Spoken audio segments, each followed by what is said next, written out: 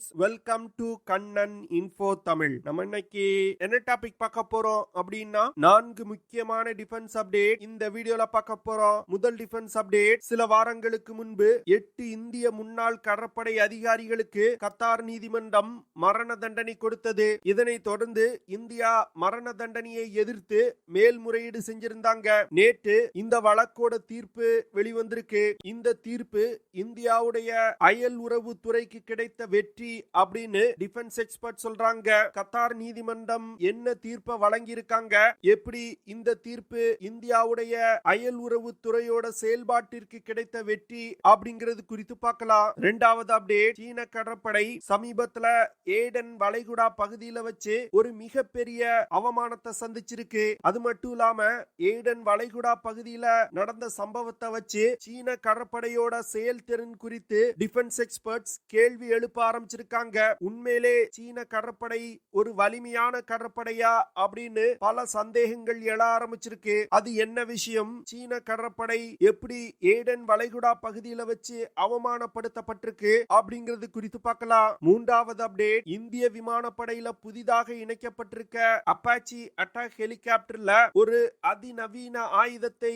இணைக்க இருப்பதா செய்திகள் வெளிவந்திருக்கு. இந்த ஆயுதம் மட்டும் அப்பாச்சி ஹெலிகாப்டர்ல இணைக்கப்பட்டால் அப்பாச்சி ஹெலிகாப்டரோட தாக்கும் திறன்ல ஒரு மிகப்பெரிய முன்னேற்றம் ஏற்படும் அப்படின்னு டிஃபென்ஸ் எக்ஸ்பர்ட் சொல்றாங்க. அப்பாச்சி ஹெலிகாப்டர்ல என்ன ஆயுதம் இணைக்கப்பட உள்ளது, இதன் மூலமா அப்பாச்சி ஹெலிகாப்டரோட தாக்கும் திறன் எப்படி அதிகரிக்கும் அப்படிங்கிறது குறித்து பார்க்கலாம். நான்காவது அப்டேட், இந்திய கடற்படையில இந்தியாவில் தயாரிக்கப்பட்ட ஒரு அதிநவீன ட்ரோனை இணைக்க இருப்பதா செய்திகள் வெளிவந்திருக்கு. எந்த ட்ரோனை இந்திய கடற்படையில இணைக்க போறாங்க, இணைக்கப்படும் ட்ரோனை பயன்படுத்தி என்ன மாதிரியான ஆபரேஷன்களை கேரி அவுட் செய்ய இந்திய கடற்படை திட்டமிட்டிருக்காங்க அப்படிங்கிறது குறித்து நம்ம டீடைலா இந்த வீடியோல பார்க்கலாம். நம்ம சேனல்ல டிஃபென்ஸ் மற்றும் ஜியோபாலிட்டிக்ஸ் சம்பந்தமா தினம் ஒரு வீடியோ பப்ளிஷ் பண்ணிட்டு இருக்கோம். உங்களுக்கு நம்ம சேனல்ல பப்ளிஷ் பண்ணக்கூடிய வீடியோஸ் பிடிச்சிருந்துச்சுன்னா சேனலை சப்ஸ்கிரைப் பண்ணி சப்போர்ட் பண்ணுங்க. நீங்க பண்ற ஒவ்வொரு சப்ஸ்கிரிப்ஷனும் எனக்கு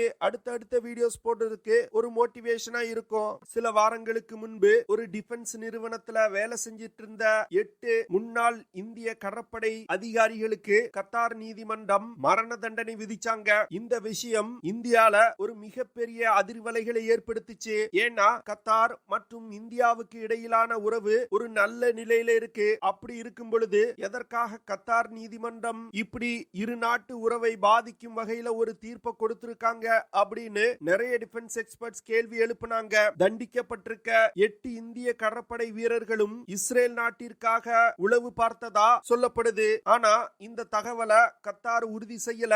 8 வீரர்கள் எதற்காக தண்டிக்கப்பட்டிருக்காங்க அப்படிங்கிற விஷயமே மர்மமா இருந்து வந்துச்சு. இதனை தொடர்ந்து இந்திய அரசாங்கம் மரண தண்டனையை எதிர்த்து மேல்முறையீடு செஞ்சிருந்தாங்க. இந்த சூழ்நிலையில கத்தார் நீதிமன்றம் தீர்ப்பு வழங்கி இருக்காங்க. அதாவது 8 வீரர்களுக்கு அளிக்கப்பட்ட மரண தண்டனைய சிறை தண்டனையா மாத்திருக்காங்க.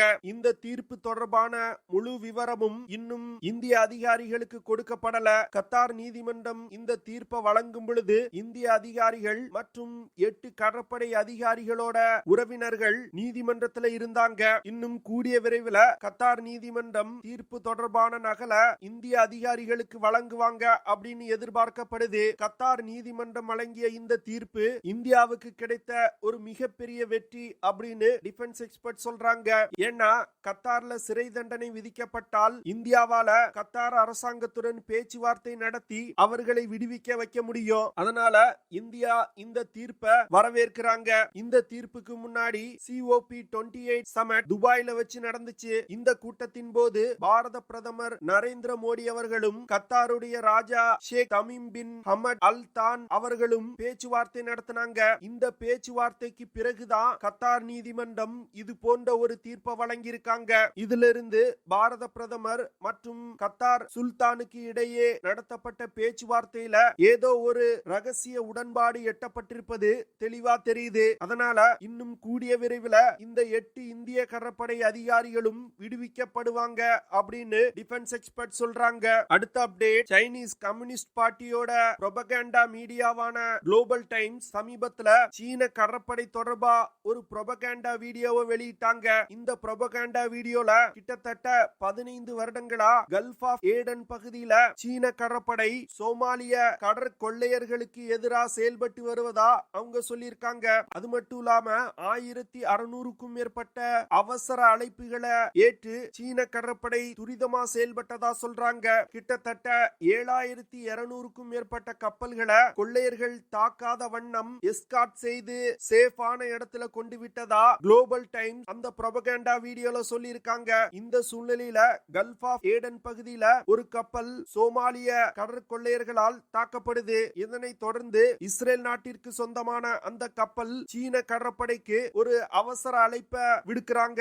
ஆனா சீன கடற்படையால் அந்த இஸ்ரேல் நாட்டு டேங்கர் கப்பலுக்கு உதவி செய்ய முடியல. இதனை தொடர்ந்து அமெரிக்க கடற்படையை சேர்ந்த ஒரு கப்பல் சென்று அந்த இஸ்ரேல் நாட்டு டேங்கர் கப்பலுக்கு உதவி செஞ்சிருக்கு. கல்ஃப் ஆஃப் ஏடன் பகுதியில 3 சீன கடற்படை கப்பல்கள் இருக்கு. ஆனா அந்த கப்பல்களால் இக்கட்டான சூழ்நிலையில ஒரு அவசர அழைப்பு செய்த இஸ்ரேல் கப்பலை காப்பாற்ற முடியல. இந்த விஷயத்தை தொடர்ந்து சீன கடற்படை தொடர்பா சோசியல் மீடியால பலர் கிண்டல் செய்து வந்துகிட்டு இருக்காங்க. ஏன்னா சமீப காலமா சீனா தன்னுடைய கடற்படைய அமெரிக்க கடற்படைக்கு நிகரா கொண்டு வரணும் அப்படின்னு முயற்சி செய்வதா சொல்லப்படுது. ஆனா இது போன்ற ஒரு கடற்கொள்ளையர்களை எதிர்த்து கூட சீன கடற்படையால ஒரு ஆபரேஷனை செய்ய முடியலையே அப்படின்னு டிஃபென்ஸ் எக்ஸ்பர்ட்ஸ் கேள்வி எழுப்புறாங்க. இதுதான் சீன கடற்படையோட உண்மையான செயல்திறன் அப்படின்னு நிறைய டிஃபென்ஸ் எக்ஸ்பர்ட் சொல்றாங்க. இதுல குறிப்பிடத்தக்க விஷயம் என்னன்னா இஸ்ரேல் நாட்டு கப்பலால் உதவி கேட்கப்பட்ட சீன கப்பல்கள் பிரத்யேகமா கடற்கொள்ளையர்களை எதிர்த்து போராடுவதற்காக டிப்ளாய் செய்யப்பட்டிருக்கு. அந்த கப்பல்ல இருக்கக்கூடிய வீரர்கள் கவுண்டர் பைரசி மிஷன்கள்ல பயிற்சி அளிக்கப்பட்ட வீரர்கள். அப்படி இருந்துமே சீன வீரர்களால் இஸ்ரேல் நாட்டு கப்பலுக்கு உதவி செய்ய முடியல. அதுவே இந்திய கடற்படையை எடுத்துக்கிட்டீங்கன்னா அரேபியன் சி பகுதியில தாக்கப்பட்ட கப்பலை உடனே அணுகி அந்த கப்பலுக்கு தேவையான உதவிகளை இந்தியா செஞ்சிருக்காங்க. அது மட்டும் இல்லாம சமீபத்துல சோமாலிய கடற்கொள்ளையர்களால் கடத்தப்பட்ட ஒரு கப்பல்ல இருக்கக்கூடிய மாலுமிகளை வெற்றிகரமா அந்த கப்பல்ல இருந்து எவாக்குவேட் செஞ்சிருக்காங்க. இதுல இருந்து என்ன தெரியுதுன்னா சீன கடற்படை பார்ப்பதற்கு தான் பிரம்மாண்டமா இருக்கு. ஆனா அவர்களால் ஒரு யுத்த நேரத்துல எந்த ஒரு ஆபரேஷனையும் வெற்றிகரமா செயல்படுத்த முடியாது. அடுத்த அப்டேட், இந்திய விமானப்படை அமெரிக்காவிடம் இருந்து அப்பாச்சி அட்டாக் ஹெலிகாப்டர்களை வாங்கி படையில் இணைச்சிருக்காங்க. தற்போது இந்த அப்பாச்சி அட்டாக் ஹெலிகாப்டரோட தாக்கும் திறனை அதிகரிப்பதற்கு இந்தியா திட்டங்களை செயல்படுத்த ஆரம்பிச்சிருக்காங்க. அந்த வகையில இஸ்ரேல் நாட்டால் தயாரிக்கப்பட்ட Spike non line of sight anti tank guided மிசைல அப்பாச்சி ஹெலிகாப்டர்ல இணைப்பதற்கு இந்தியா தற்போது முயற்சி செய்து வந்துகிட்டு இருக்காங்க. சமீபத்துல AH-64E அப்பாச்சி ஹெலிகாப்டர்ல இருந்து ஸ்பைக் ஆன்டி டேங்க் கைடட் மிசைல வெற்றிகரமா சோதனை செஞ்சிருக்காங்க. இதனால இன்னும் கூடிய விரைவில் ஸ்பைக் ஆன்டி டேங்க் கைடட் மிசைல்களை அப்பாச்சி ஹெலிகாப்டர்ல இந்தியா இணைக்க போறாங்க. ஏற்கனவே ரஷ்ய தயாரிப்பு Mi-17B5 ஹெலிகாப்டர்கள்ல இந்த ஸ்பைக் ஆன்டி டேங்க் கைடட் மிசைல ஏற்கனவே இந்தியா இணைச்சிருக்காங்க. அதனால இந்த மிசைல்களை பயன்படுத்தி அப்பாச்சி ஹெலிகாப்டர்கள்ல இருந்து தாக்குதல் நடத்துவது இந்திய வீரர்களுக்கு ஒரு பரிச்சயமான விஷயமா தான் இருக்கும். அது மட்டும் இல்லாம அப்பாச்சி ஹெலிகாப்டர் போன்ற அதிக செயல்திறன் கொண்ட ஒரு ஹெலிகாப்டர்ல ஸ்பைக் போன்ற ஒரு டெட்லி மிசைலை இணைப்பது ஸ்ட்ராட்டஜிக்கலா ஒரு நல்ல விஷயம் அப்படின்னு டிஃபென்ஸ் எக்ஸ்பர்ட் சொல்றாங்க. இந்த ஸ்பைக் மிசைல இஸ்ரேல் நாட்டை சேர்ந்த ரஃபேல் அட்வான்ஸ் டிஃபென்ஸ் சிஸ்டம் அப்படிங்கிற நிறுவனம் தயாரிச்சிருக்காங்க. இந்த மிசைல் ஒரு 6ஆம் தலைமுறை மிசைல். இதனால இந்த மிசைல்னால அதிவேகமா பறந்து சென்று இலக்குகள் மீது மிக துல்லியமா தாக்குதல் நடத்த முடியும். இந்த மிசைல அப்பாச்சி ஹெலிகாப்டரோடு இணைப்பத ஒரு கேம் சேஞ்சர் அப்படின்னு டிஃபென்ஸ் எக்ஸ்பர்ட் சொல்றாங்க. அப்பாச்சி ஹெலிகாப்டர்ல இருந்து ஒரே நேரத்துல 4 ஸ்பைக் ஆன்டி டேங்க் கைடட் மிசைல்களை லான்ச் செய்ய முடியும். இப்படி ஒரே நேரத்துல ஒன்றுக்கும் மேற்பட்ட மிசைல்கள் லான்ச் செய்யப்படுறதுனால இந்த மிசைல்களால் எதிரிகளின் ஏர் டிஃபென்ஸ் சிஸ்டத்தை மிக எளிதா உடைத்து சென்று தாக்குதல் நடத்த முடியும். இந்த மிசைல்ல டார்கெட் இமேஜ் அக்விசிஷன் அப்படிங்கிற தொழில்நுட்பம் இருக்கு. இதனால இந்த மிசைல்ல டார்கெட் குறித்தான புகைப்படங்களை ஃபீட் செஞ்சிட்டோம்னா மிசைல்ல இருக்கக்கூடிய கேமராக்கள் மூலமா எடுக்கக்கூடிய வீடியோக்கள்ல இருந்து ஃபீட் செய்யப்பட்டிருக்க புகைப்படங்களை சரிபார்த்து டார்கெட் எங்க இருக்கு அப்படின்னு கண்டுபிடித்து மிக துல்லியமான தாக்குதல்களை நடத்த முடியும். இதனால ஹிடன் கண்ணன் மற்றும் கேமோஃபிளாஜ் டார்கெட்டுகள் மீது கூட இந்த மிசைல்களை பயன்படுத்தி தாக்குதல் நடத்த முடியும். ஸ்பைக் ஆன்டி டேங்க் கைடட் மிசைல்னால குறைந்தபட்சமா 600 மீட்டர்ல இருந்து அதிகபட்சமா 25 கிலோமீட்டர் தூரத்துல உள்ள இலக்குகளை கூட மிக துல்லியமா தாக்க முடியும். இந்த மிசைல்களை பிரத்யேகமா எதிரிகளின் டேங்குகளை தாக்கி அழிப்பதற்காக டெவலப் செஞ்சிருக்காங்க. ஸ்பைக் ஆன்டி டேங்க் கைடட் மிசைலோட ஒரு லான்ச்சர்ல 4 மிசைல்கள் இருக்கும். ஒரு மிசைல் லான்ச் செய்யப்பட்ட 30 நொடியில அடுத்த லான்ச்சுக்கு ரெடி ஆயிரும். இதனால அதிவேகமா மிசைல்களை ஏவி எதிரிகள் மீது தாக்குதல் நடத்த முடியும். இது போன்ற அதிக ஃபயர் பவர் கொண்ட Spike anti tank guided missile Apache ஹெலிகாப்டர்ல இணைக்கப்படுவது ஒரு கேம் சேஞ்சரா இருக்கும் அப்படின்னு டிஃபென்ஸ் எக்ஸ்பர்ட் சொல்றாங்க. அது மட்டும் இல்லாம அப்பாச்சி ஹெலிகாப்டரோட தாக்கும் திறன்ல மிகப்பெரிய முன்னேற்றத்தை கொண்டு வரும் அப்படின்னு எதிர்பார்க்கப்படுது. அடுத்த அப்டேட், சமீபத்துல பேட்டியளித்த இந்திய கடற்படையின் சீஃப் அட்மிரல் ஆர் ஹரிகுமார் அவர்கள் இந்திய கடற்படையில 2 ஹிமார் 900 மீடியம் ஆல்டிடியூட் லாங் என்டூரன்ஸ் ட்ரோன்கள் இணைக்கப்பட இருப்பதா சொன்னாரு. அது மட்டும் இல்லாம இந்த ட்ரோன்களை அடுத்த வருடத்தோட பிப்ரவரி மாசத்துல இந்திய கடற்படையில இணைக்க போறாங்க. இந்த ஹிமார் 900 medium altitude long endurance drone இந்தியாவின் அதானி டிஃபென்ஸ் நிறுவனத்தால இந்தியால தயாரிக்கப்பட்டிருக்கு. இந்த ட்ரோன்கள் இந்திய கடற்படையில் இணைக்கப்படுவது இந்திய கடற்படையோட இன்டெலிஜென்ஸ் கேதரிங் மற்றும் ரெகானசன்ஸ் கேப்பபிலிட்டிய மிகப்பெரிய அளவுல உயர்த்தும் அப்படின்னு எதிர்பார்க்கப்படுது. ஹிமார் 900 மீடியம் ஆல்டிடியூட் லாங் என்டூரன்ஸ் ட்ரோனை இந்திய மற்றும் இஸ்ரேல் நிறுவனங்கள் இணைந்து உருவாக்கி இருக்காங்க. இஸ்ரேல் நாட்டை சேர்ந்த எல்பிட் சிஸ்டம் அப்படிங்கிற நிறுவனம் அதானி டிஃபென்ஸ் நிறுவனத்திற்கு ஹிமார் ட்ரோனோட டெக்னாலஜியை டிரான்ஸ்பர் செஞ்சிருக்காங்க. அந்த டெக்னாலஜியை கொண்டு அதானி டிஃபென்ஸ் நிறுவனம் இந்த ட்ரோனை இந்தியால தயாரிச்சிருக்காங்க. கிட்டத்தட்ட இந்த ட்ரோன்ல இருக்கக்கூடிய 60% பாகங்கள் இந்தியாவில் தயாரிக்கப்பட்டிருக்கு. இந்த ஹிமார் 900 ட்ரோனை பயன்படுத்தி பல்வேறு விதமான ஆபரேஷன்களை கேரி அவுட் செய்ய முடியும் அப்படின்னு சொல்றாங்க.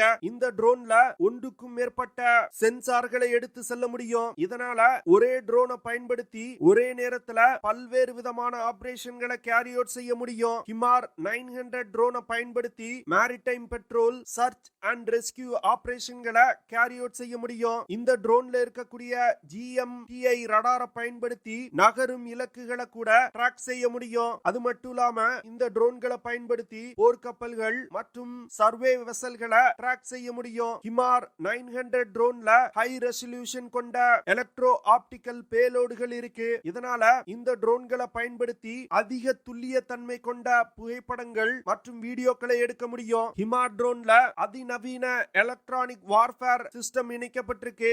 இதனால எதிரிகளோட கம்யூனிகேஷன் மற்றும் சென்சார் ஆபரேஷன்களை தடுத்து நிறுத்த முடியும். இந்த விஷயம் இந்திய கடற்படைக்கு டாக்டிக்கலா ஒரு மிகப்பெரிய அட்வான்டேஜ் கொடுக்கும். ஹிமார் 900 ட்ரோன் போன்ற சிஸ்டங்களை இந்திய கடற்படையில இணைப்பதன் மூலம் இந்திய பெருங்கடல்ல இந்தியாவின் ஆதிக்கத்தை தொடர்ந்து தக்க வைத்துக் கொள்ள முடியும். ஹிமார் ட்ரோன்னால 450 கிலோகிராம் எடை கொண்ட பேலோடுகளை சுமந்து கொண்டு பறக்க முடியும். இந்த ட்ரோனோட மொத்த எடை 1100 கிலோகிராம். ஹிமார் 900 ட்ரோனை இயக்குறதுக்கு ஒரு ரோடெக்ஸ் 916 இன்ஜின் பயன்படுத்தப்படுது. ஹிமார் ட்ரோன்னால அதிகபட்சமா 220 கிலோமீட்டர் பெர் ஹார் வேகத்துல பறக்க முடியும். இந்த ட்ரோன்களோட சிறப்பு அம்சமே இந்த ட்ரோன் பறக்கக்கூடிய நேரம். அதாவது இந்த ட்ரோன்கள்னால தொடர்ந்து 36 மணி நேரம் பறக்க முடியும். இதனால இந்த ட்ரோன்களை பயன்படுத்தி நீண்ட நேரம் காத்திருந்து உளவு தகவல்களை சேகரிக்க முடியும். ஹிமார் ட்ரோன்னால அதிகபட்சமா 30,000 அடி உயரத்துல பறக்க முடியும். இது போன்ற பல சிறப்பு அம்சம் கொண்ட ட்ரோன் இந்திய கடற்படையில் இணைக்கப்படுவது இந்திய கடற்படையோட செயல்திறனை மிகப்பெரிய அளவுல உயர்த்தும் அப்படின்னு டிஃபென்ஸ் எக்ஸ்பர்ட் சொல்றாங்க. ஓகே ஃப்ரெண்ட்ஸ், நம்ம வீடியோவோட நிறைவு பகுதிக்கு வந்துட்டோம். இதெல்லாம் தான் நான் உங்ககிட்ட ஷேர் பண்ணணும் அப்படின்னு நினைச்ச விஷயங்கள். ஐ ஹோப் நான் ஷேர் பண்ண விஷயங்கள் உங்களுக்கு பிடிச்சிருக்கும் நினைக்கிறேன். அப்படி பிடிச்சிருந்துச்சுன்னா ஷேர் பண்ணுங்க, லைக் பண்ணுங்க, கமெண்ட் பண்ணுங்க. மறக்காம நம்ம சேனலுக்கு சப்ஸ்கிரைப் பண்ணுங்க. அப்படியே அந்த பெல் நோட்டிபிகேஷனை கிளிக் பண்ணி ஆல்ங்கிற ஆப்ஷனை எனேபிள் பண்ணிக்கங்க. See you in the next video. Jai Hind.